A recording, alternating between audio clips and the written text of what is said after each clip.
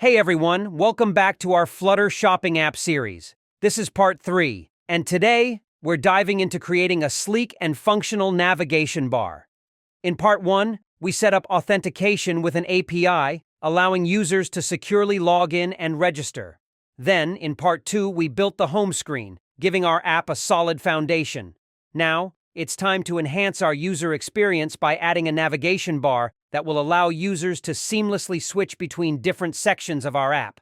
Whether you're a seasoned Flutter developer or just getting started, this tutorial will guide you step by step through the process. By the end of this video, you'll have a fully integrated navigation bar that's both stylish and user-friendly. So let's set up our navigation bar using the scaffold widget with a bottom app bar. Inside, we'll use a row to arrange our navigation icons, starting with an icon button for the home screen. The on-pressed function will handle navigation, and we set the icon size with size 27W to ensure it looks great on all devices. This basic structure will form the foundation for our app's navigation.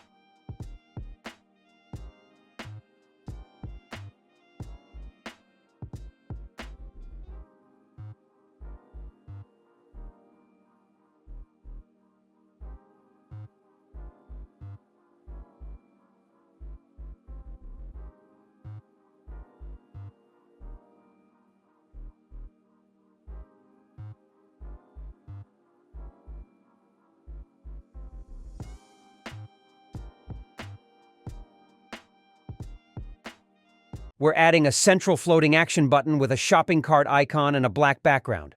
When pressed, it sets the index to 2. The button is docked in the center using floating action button location. Center docked.